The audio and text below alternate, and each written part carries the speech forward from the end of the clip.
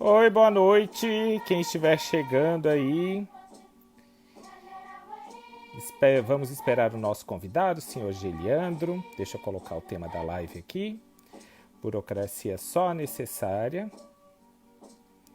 Com Geliandro Ribeiro. Boa noite. Quem está chegando.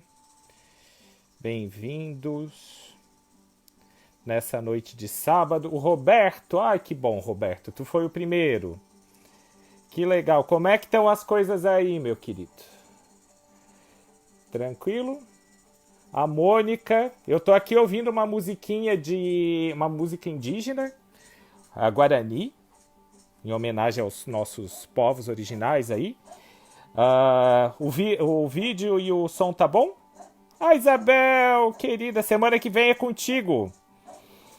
Vamos conhecer a história de Isabel Amorim, como que ela entrou na proteção animal, como que ela a história de vida dela, o que ela precisa de ajuda, como que ela consegue se virar e ainda continuar esse mulherão linda pra caramba, né? Como que ela faz tudo isso? Nós vamos saber semana que vem, no próximo sábado. Ela não foge.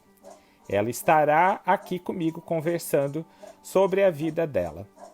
Olha só, minha mãe chegou, a Dia. Que legal. A Karina, ai que linda. Ai, eu me esqueci de pegar alguma coisa na casa da Karina esse final de semana.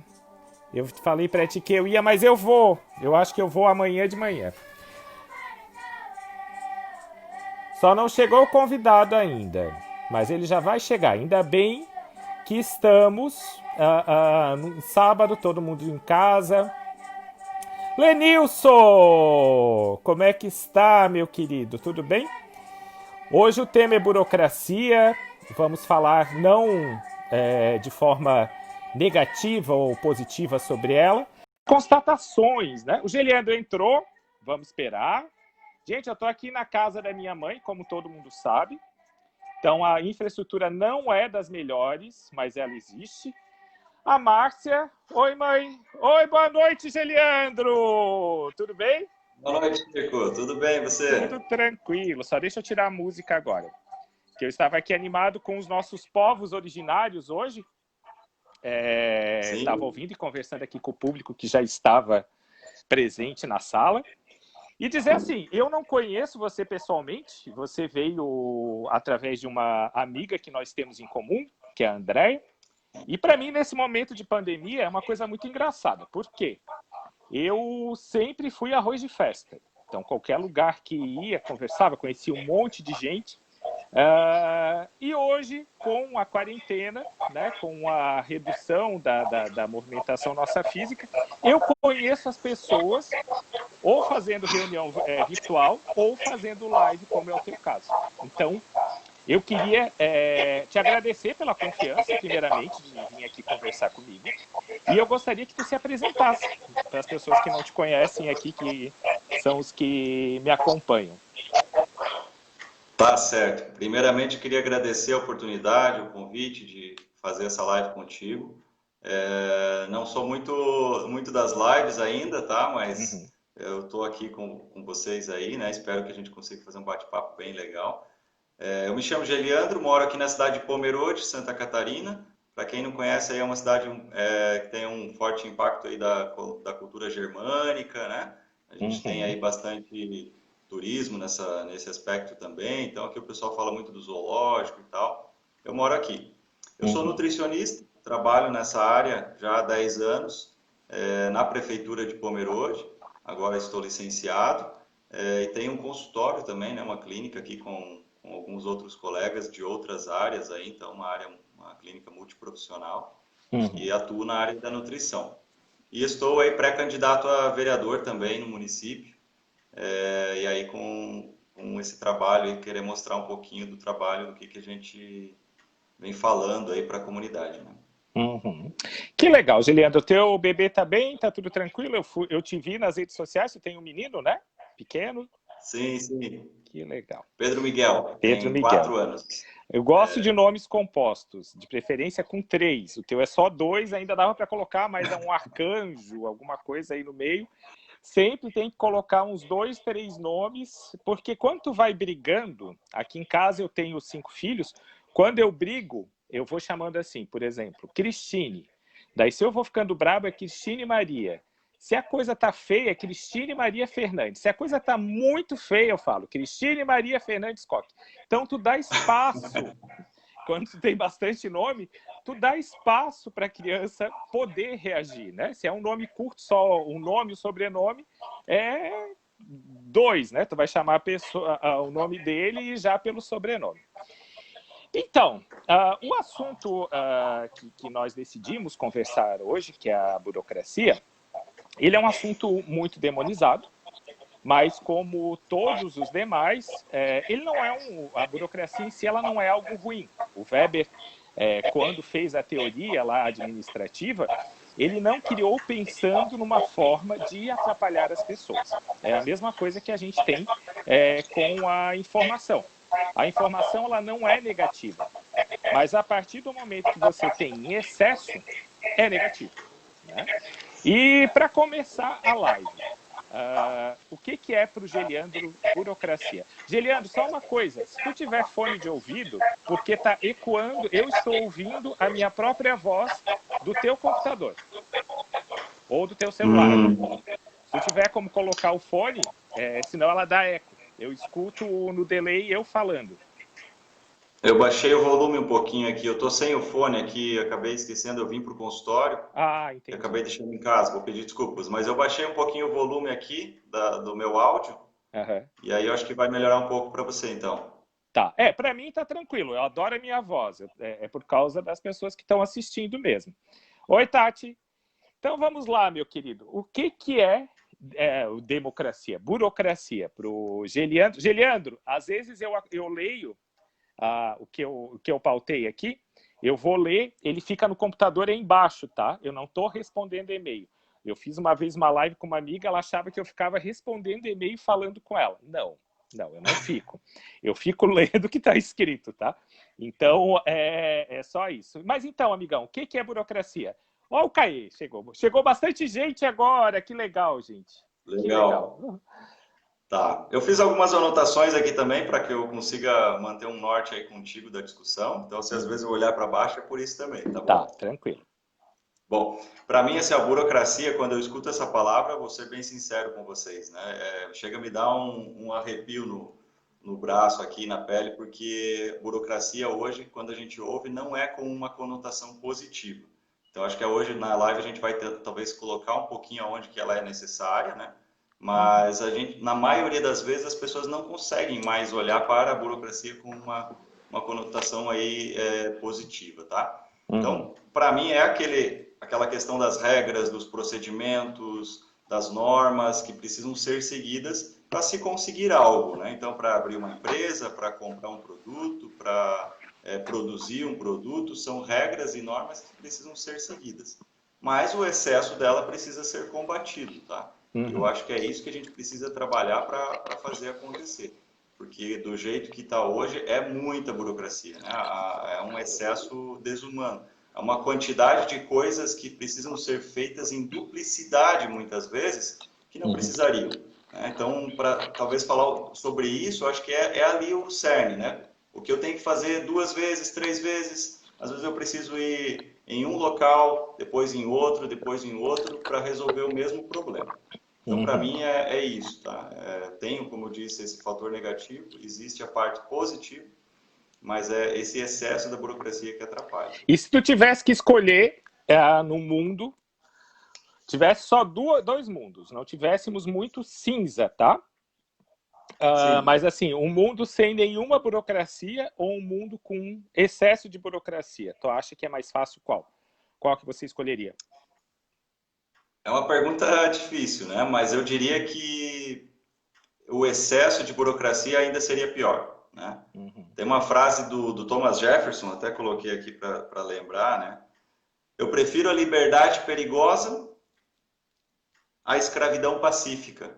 Então, assim, se eu quero uma liberdade, eu vou ter riscos, eu preciso assumir esses riscos. Mas se eu quiser um controle maior, eu posso até ser pacífico, mas eu vou ter esse controle muito mais rigoroso, né? Então, eu ainda diria que uma sociedade sem burocracia talvez fosse melhor. Eu acho que é muito difícil de a gente falar disso tão detalhadamente, eu acho que é uma coisa muito difícil de imaginar, né, Chico? Mas, na minha visão, ainda seria melhor do que uma sociedade com tanta burocracia, né? Aqui nós tivemos um caso bem emblemático durante a pandemia, que foi a compra dos respiradores pelo governo do estado. Foi um processo completamente desburocratizado. Completamente. Foi uma compra direta, pagou-se antecipadamente, teve o que mais? De uma empresa que ninguém conhecia, não teve a publicidade, não teve o formalismo, e nós vimos a naba que foi, né? Uma questão drástica, assim, e uma visão drástica do que a ausência de burocracia, tão perigosa quanto o excesso, é a falta. Se você for pensar, você que é funcionário público municipal, se tivéssemos todas as contratações, cada governo que entra, sai todo mundo que estava e entra todo mundo novo. Então, é muito arriscado. Essa aposta de acabar com toda a burocracia, ela é muito arriscada. Então, e na tua visão, Geliandro, onde que a burocracia é necessária? Bom, falando desse assunto dos respiradores, Chico, foi um verdadeiro tapa na cara aí da população catarinense, né? Não só aqui, mas em outros estados isso também aconteceu aí com compras de respiradores, principalmente, porque tem um valor elevado, mas com várias outras coisas que a gente talvez nem chegou a saber e talvez nem vai chegar a saber porque não vai chegar a ser apurado, né? Então, acho que isso também mostrou como a gente precisa cada vez mais fortalecer essa fiscalização e esse monitoramento dos nossos governantes, né? Porque eles estão lá para representar e para gastar o nosso dinheiro, que é o dinheiro dos impostos. Não é dinheiro deles, não é um dinheiro infinito, é um dinheiro que precisa ser bem aplicado, tá?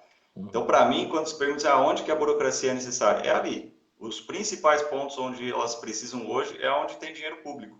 Porque onde tem dinheiro público, tem risco de corrupção.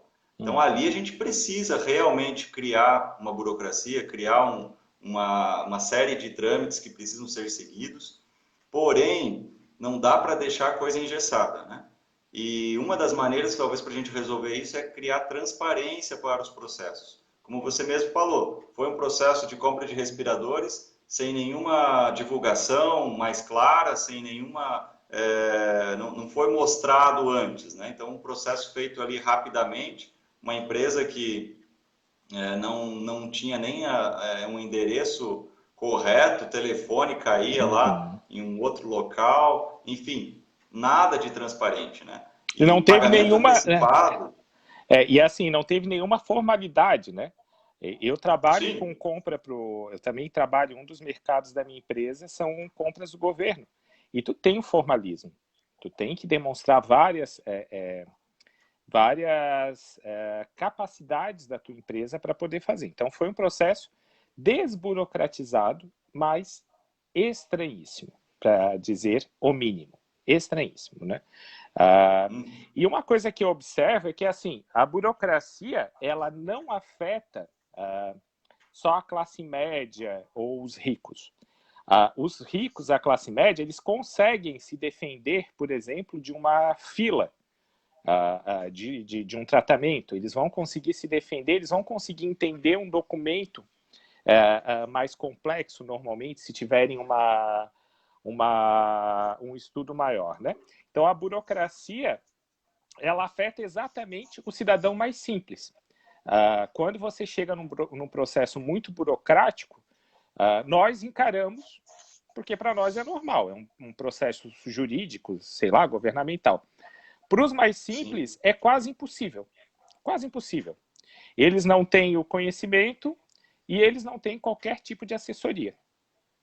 Então, a questão da burocratização também pega isso. Não sei se você concorda. Tem aquela máxima, né? A lei é igual para todos. Mas eu acho que nesse aspecto que a gente consegue perceber que não, né? Só que não.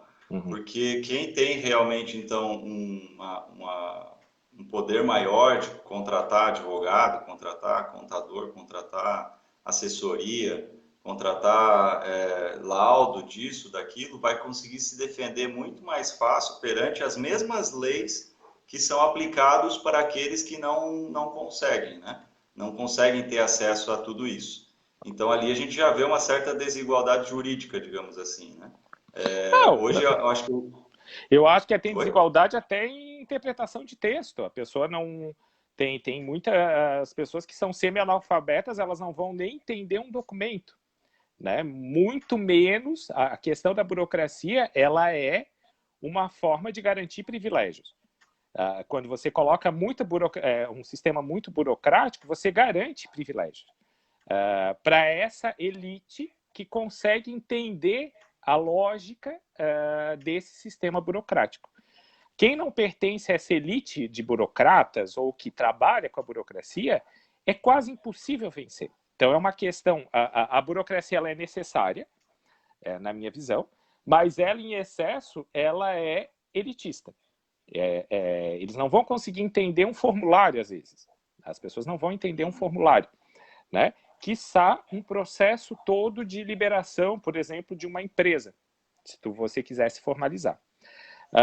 Então, retirar a burocracia do atendimento do cidadão comum é proteger esse cidadão comum, certo?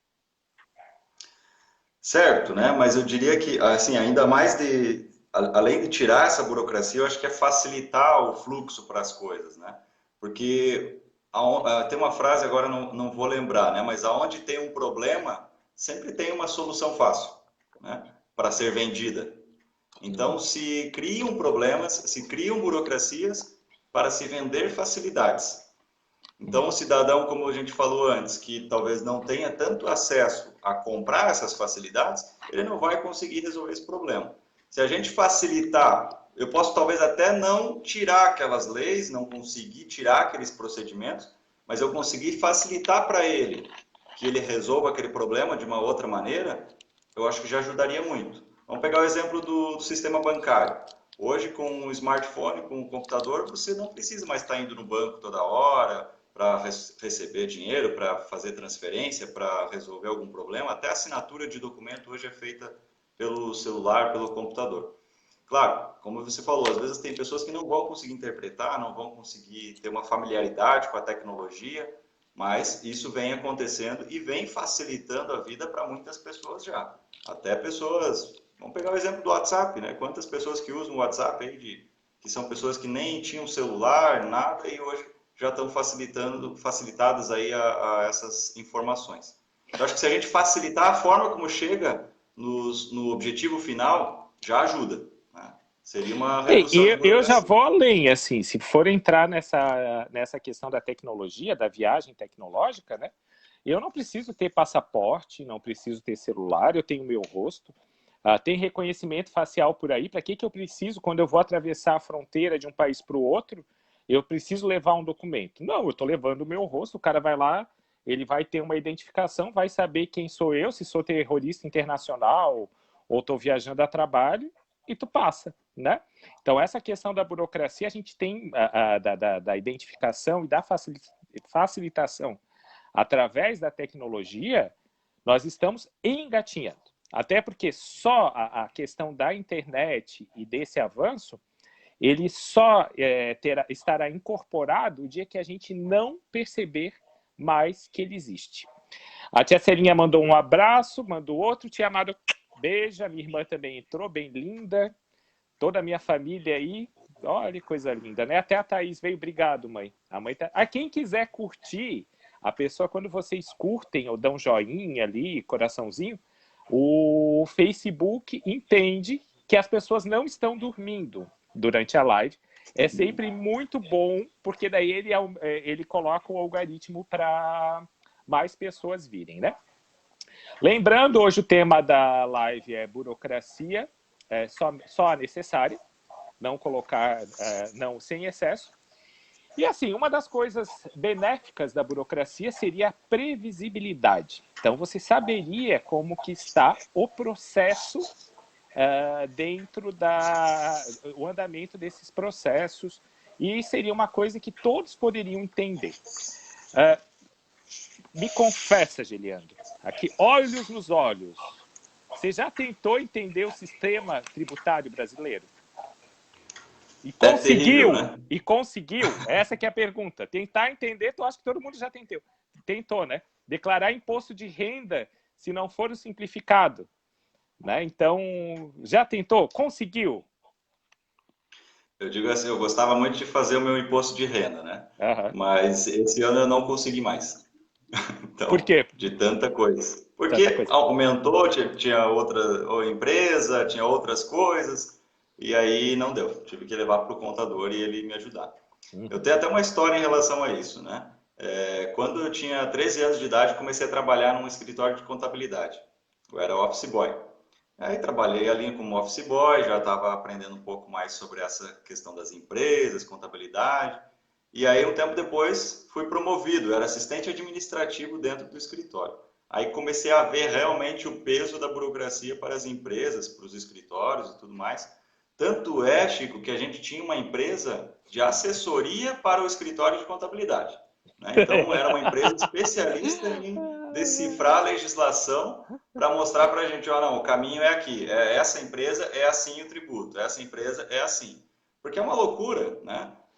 Um país onde tem sua legislação federal, tem nos estados, tem nos municípios, cada um tem seu código tributário, né? Então, cada um tem um tipo de legislação tributária. Não tem Tem, como decorar e aprender tudo isso, né? tem umas coisas bem engraçadas, né? Eu tento, às vezes, explicar para o pessoal de fora que trabalha comigo o que é um despachante aduaneiro. Tu não tem uma palavra, eu não desconheço uma palavra em inglês para descrever o que é um despachante aduaneiro, ou o que é um despachante como nós conhecemos, que é alguém que vença esse sistema louco que a gente trabalha, né, tributário, de tudo mais. Um despachante para emitir um documento de um carro. Todo mundo acha muito estranho, né? Muito estranho. Voltando, hoje o tema é burocracia só necessária. E quem ganha ou lucra com esse sistema tributário que nós temos, Geriandro? Bom, quem perde, né, primeiro, é sempre o cidadão. O cidadão é que vai perder em dinheiro, vai perder em acesso a serviços e tudo mais. Mas pensando em quem ganha, aí eu acabei de dar um exemplo, né? Tinha uma empresa de assessoria para o escritório de contabilidade. Então eu diria que nem é o sistema, não diria que só o governo ganha, mas gera um monte de outros custos para as empresas, para ter uma assessoria, para ter que contratar mais alguém para calcular se o imposto está correto, tem que contratar um advogado para ver se está tudo dentro dos conformes, se não vai ser processado, se o governo não vai entrar contra ele. Então, é uma série de outros custos que nem são impostos, mas que essas empresas acabam tendo a mais. Então, gera outro... Tem várias pessoas que ganham aí no meio do caminho, né? Hoje o cidadão, às vezes... o convidado é você, mas eu tenho uma opinião que diverge. Eu acho que quem ganha Tudo com bem. esse sistema tributário confuso é quem sonega. Porque ele vai ter uma vantagem competitiva frente àqueles que tentam ter uma correção muito grande.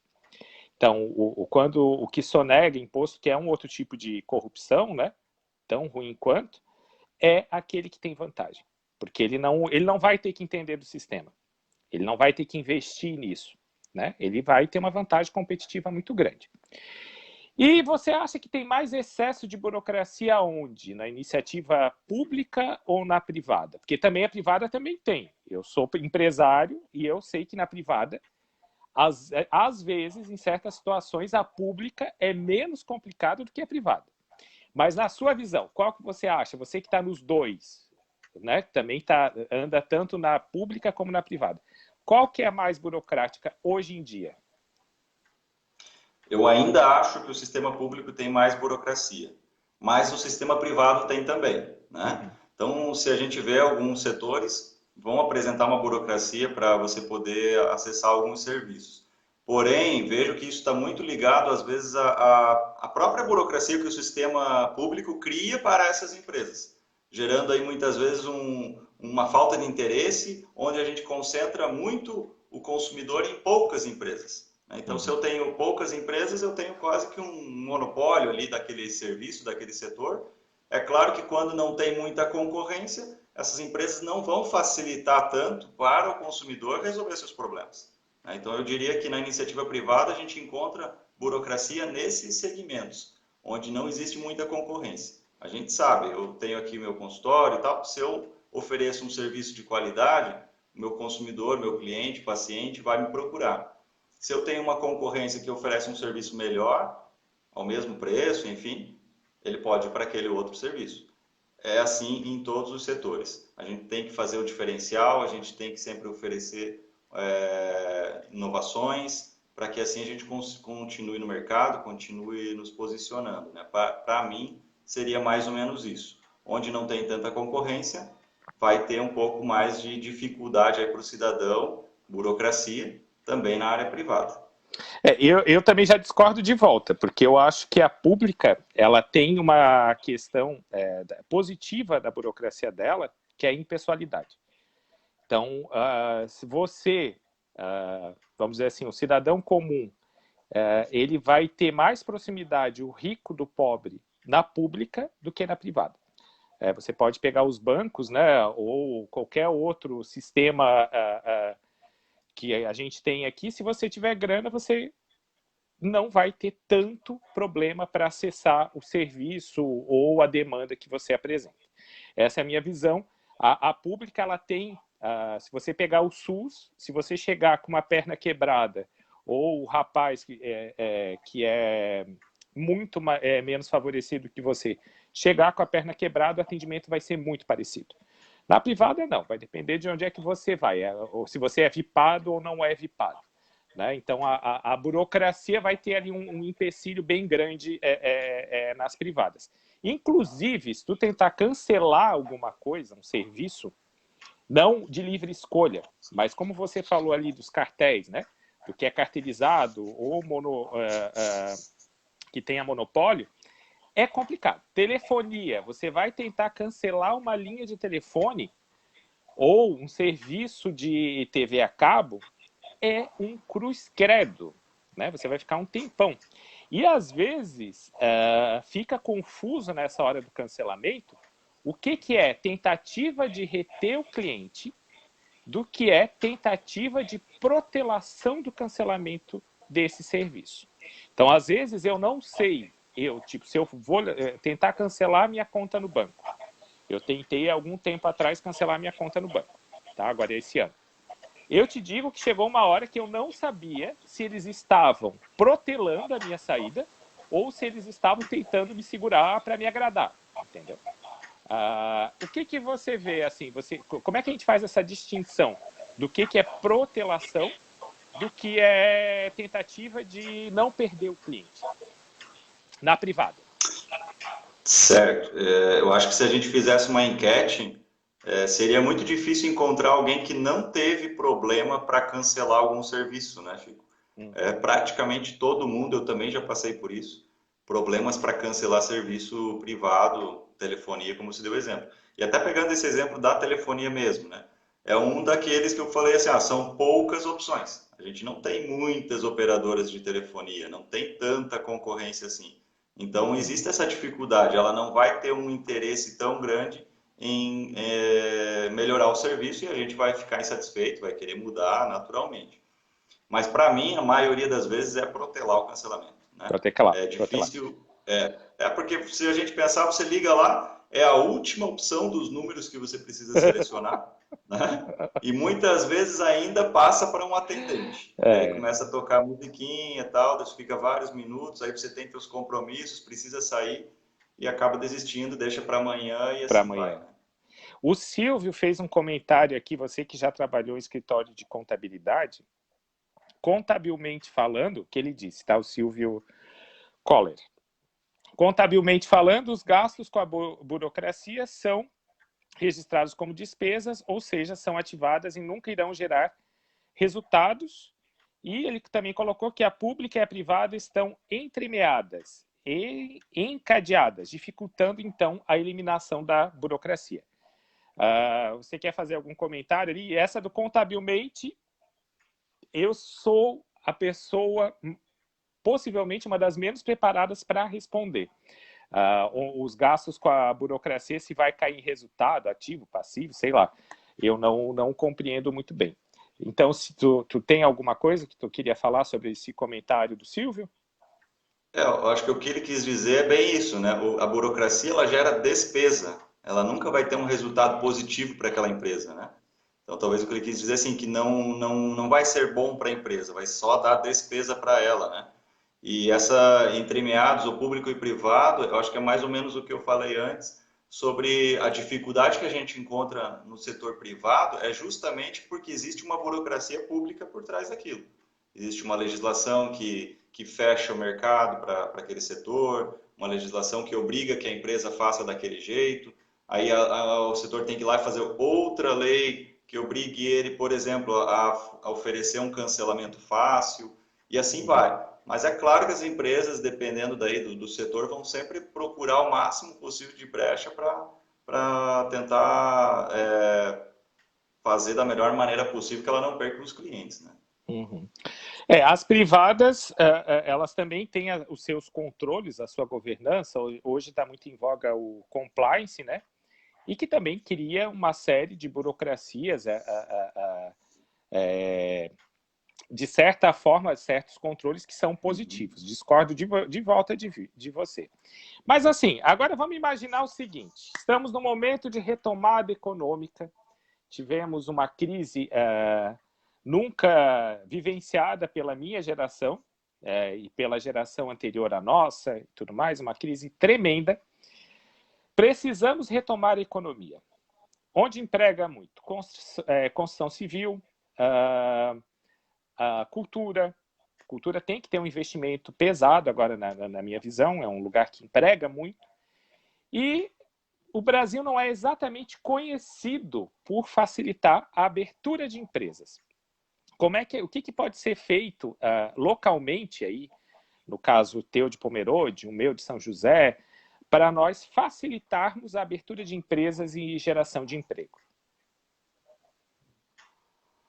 Bom, eu acho que melhorou um pouco essa questão da facilitação, mas isso ainda não chegou, pelo menos na maioria dos municípios, se não todos, ainda não chegou essa facilitação para abrir empresa e gerar emprego, né? Existem algumas ações, mas isso demora um pouco. Vamos pegar como exemplo a Lei da Liberdade Econômica. Já foi sancionada em setembro do ano passado, ou seja, um ano já se passou e a gente ainda não tem isso claro nos municípios, né?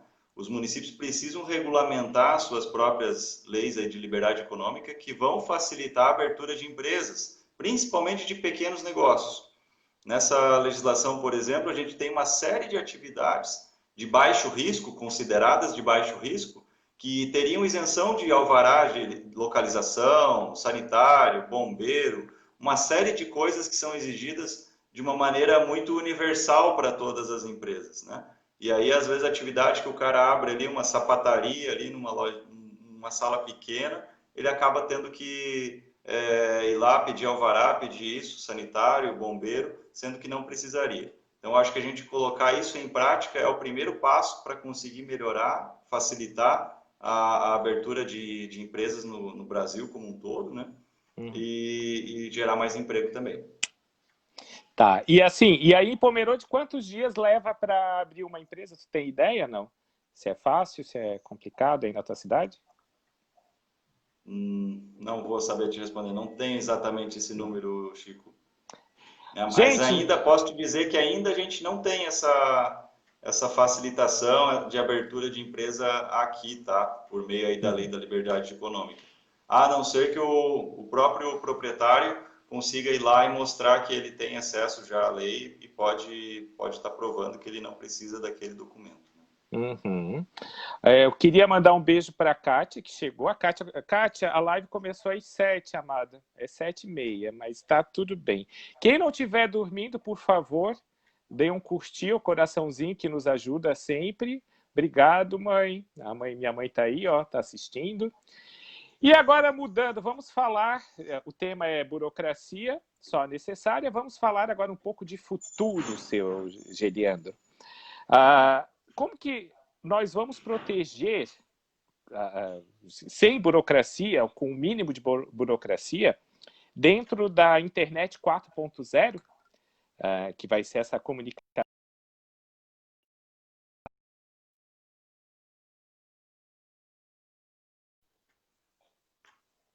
invadido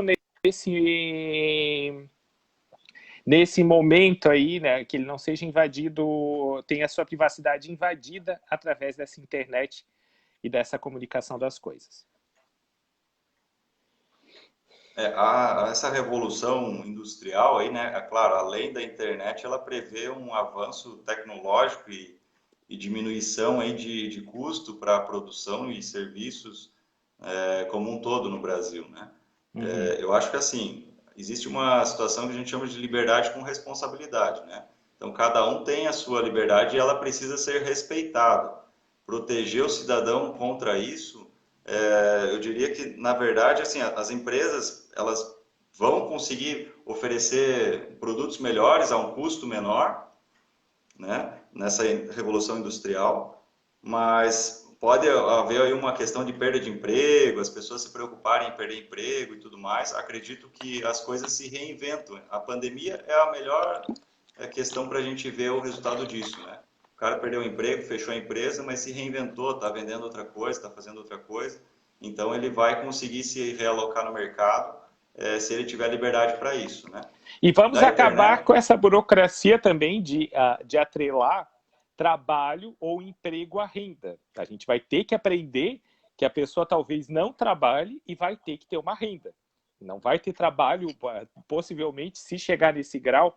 Eu acho que a sociedade evolui para isso, para as pessoas trabalharem menos, trabalharem com coisas mais criativas, trabalharem de uma forma com a sua maior realização. E às vezes vai ter gente que não vai trabalhar e que vai ter direito à renda. Nós temos que desburocratizar isso também, essa questão que só tem renda quem está com emprego ou com trabalho. Isso vai ser, eu acho, que uma discussão próxima, né? E pensando no conceito de sociedade ativa, pessoas que falam por si, que determinam seus valores, esse excesso de autonomia de todo mundo. Como que dá para se organizar sem o mínimo de formalismo, sem burocracia, sem como se fosse assim, nós vamos seguir para uma sociedade anarcocapitalista, anarcossocialista, ou você, para onde é que a gente vai assim na tua visão, falando do futuro?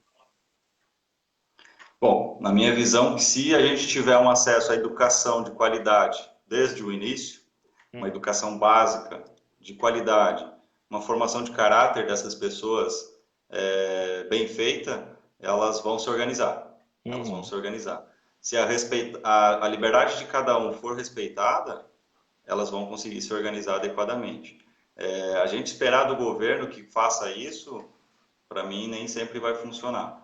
A gente vê que muitas vezes, como a gente está colocando desde o início, né? Eles vão criando burocracias e isso vai mais atrapalhando do que ajudando. Então tem que ter um mínimo de burocracia para que as pessoas consigam se organizar na sociedade, como conseguirem, como puderem, mas seria o mínimo, né? O mínimo. É uma coisa, às vezes, que a gente se vê envolto num novelo de lã que vira anti-maquiavélico, né? Não é o fim justificam os meios, os meios justificam os meios. A burocracia, às vezes tu tem tanta coisa que as pessoas se apegam no meio, não preencheu, sei lá, ou não conseguiu atender determinada questão, então para tudo e esquece o fim, né?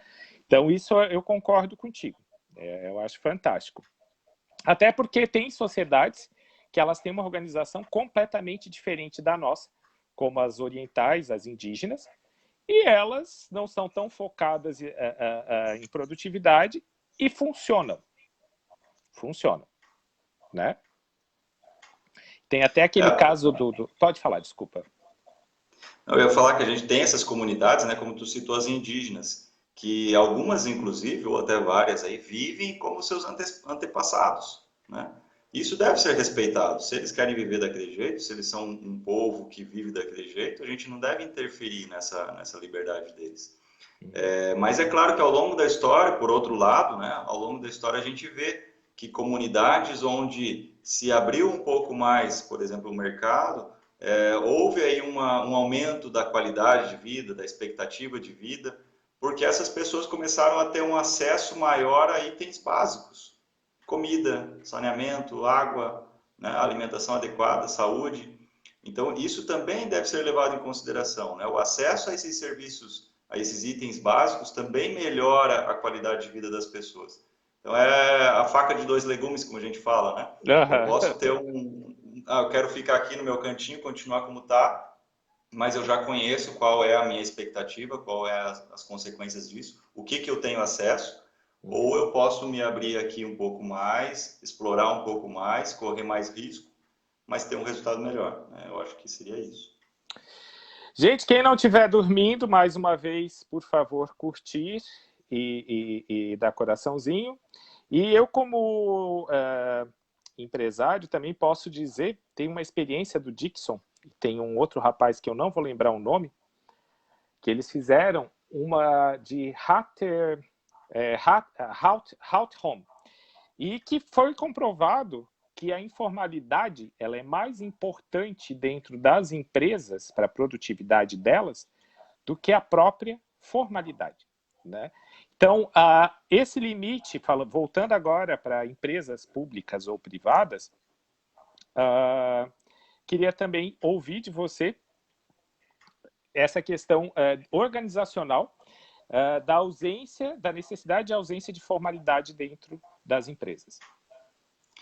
Essa pergunta eu achei fantástica, tá, Chico? Porque você vê nas empresas, acho que num contexto geral, aí a gente vê cada vez mais que as pessoas não querem mais aquelas regras tão fechadas, aquelas disciplinas tão fechadas dentro das empresas, né? Elas querem um local onde elas têm um pouco mais de flexibilidade para trabalhar, um pouco mais de tranquilidade para trabalhar, onde elas tenham benefícios como poder, sei lá, ter um descanso diferente, ter acesso a uma prática esportiva dentro da empresa, por exemplo, alguma coisa que ofereça um diferencial para elas. Então, acho que aquela empresa onde o funcionário só é contratado para executar aquele procedimento e ponto, e ele vai receber exatamente por aquilo e não tem nada a mais, tem uma impessoalidade aí, isso não vai funcionar mais. Eu acho que isso está cada vez mais fora do mercado.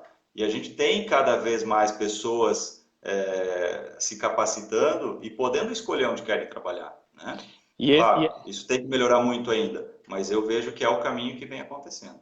E essas pessoas que fazem um trabalho mais mecânico, elas correm o maior risco de perderem os seus empregos numa próxima evolução, né?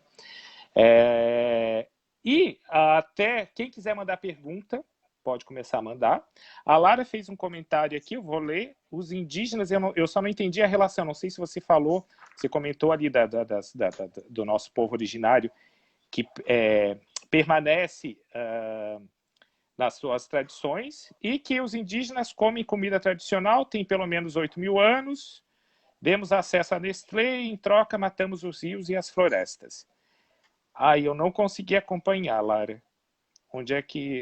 Eu concordo com o que tu fala, a gente está pagando um preço muito alto por termos descontrolado dos nossos patrimônios, né? Do nosso patrimônio como nação, mas eu não consegui acompanhar a relação do comentário com a fala do Geliandro. E as pessoas que preferem ser PJ e amam a reforma trabalhista, tem, né? Tem muita gente que gosta de ser PJ.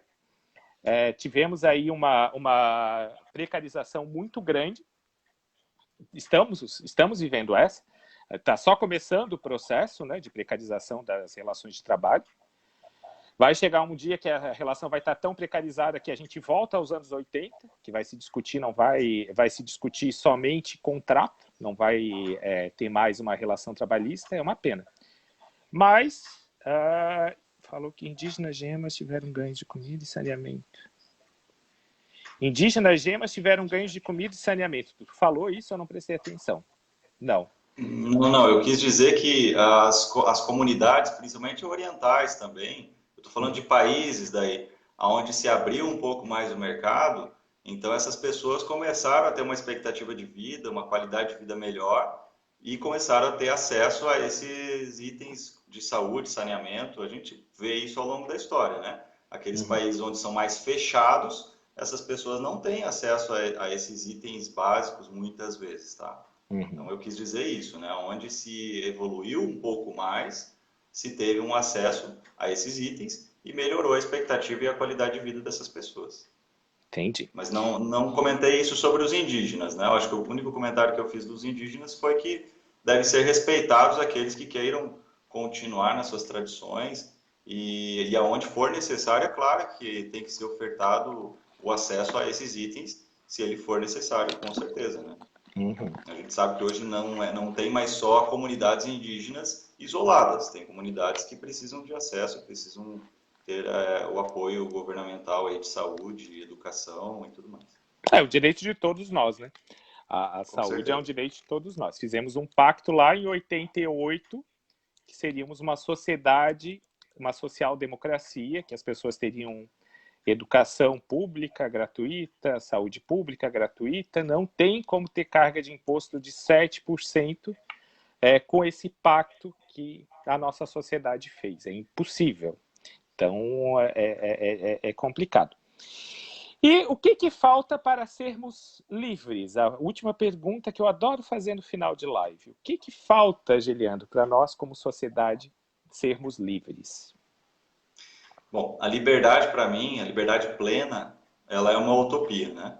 Ela é um conceito que a gente pode estudar, a gente pode ler, pode imaginar, mas na prática ela é muito difícil de ser alcançada. Se a gente for pensar nos detalhes, justamente pelo nosso tema, se você tiver uma burocracia, pronto, você já não é livre, você já precisa cumprir aquela burocracia para atingir o teu objetivo. Mas para mim, assim, ó, tem um item que provavelmente influenciaria em todos os outros, que é o que resolveria muito mais os problemas e faria a gente ser um pouco mais livre, que é a educação. Se eu conseguir promover a educação para todas as pessoas, se todas elas tiverem acesso, desde lá do início, tá? Eu estou falando principalmente de educação básica. Hoje a gente vê um investimento muito grande no ensino superior e tudo mais, educação básica um pouco esquecida, né? Então, se a gente tiver um acesso universal a essa educação e de qualidade, com certeza nós teremos pessoas mais livres, porque vão ser mais com mais conhecimento, com mais estrutura, quando se tornam adultas, tá? Então, para mim, a educação é o item primordial para conseguirmos aí ser mais livres. Meu querido Geliandro, agradecer a tua confiança, generosidade de vir aqui falar conosco. Então, muito obrigado. Eu vou deixar agora esse espaço para você falar, sei lá, alguma pergunta que eu esqueci de fazer, algum comentário, alguma coisa a mais que você queira complementar sobre o assunto. Tá certo. Bom, eu quero primeiramente agradecer, tá, Chico? Acho que foi fantástico a experiência da gente conversar, fazer essa live. Agradecer as pessoas que participaram da live, que mandaram aí perguntas, né, que colocaram seus comentários, expuseram aí as suas opiniões também. Acho que isso é muito importante. Essa é a democracia, que a gente possa conversar, possa debater temas, não necessariamente concordando com tudo. Eu acho que se eu tivesse uma pessoa que concordasse com tudo que eu falo, eu ia desconfiar, né? Não dá para a gente construir algo e evoluir se a gente sempre tem um caminho apenas, né? Uma concordância apenas de um lado, tá? Então a gente precisa ter esse pensamento. Agradecer o convite de novo, a participação e dizer que eu estou à disposição. Se quiser conversar um outro momento sobre um outro tema, eu fico aí bem à disposição de vocês. Vamos conversar sobre criação de filhos. Tu tem um, eu tenho 5, vai dar um papo bom isso, aí vai dar uma conversa longa. Gente, eu queria agradecer... A gente traz eles juntos daí, então. Nossa, daí não tem live. Aqui em casa é a única hora que eu deixo eles assistirem TV e ficar no celular jogando o quanto eles quiserem. Que daí dá um silêncio, entendeu? Que é a única hora que eu dou assim um sossego para eles, senão não consigo conversar por 1 hora. Gente, quem veio aí, ó, inclusive a minha mãe que está aí, a Kátia, a tia Celinha, a Iriana, a Lara, o Silvio, muito obrigado. Veio o Gilson, lá do Samai de Grão-Pará, entrou com um perfil, acho que da esposa dele. Então, muito obrigado a todo mundo que veio. Obrigado por esse sábado. Geliandro, muito obrigado pela tua paciência, pela tua disponibilidade. Uma ótima noite, um ótimo sábado, um ótimo final de semana.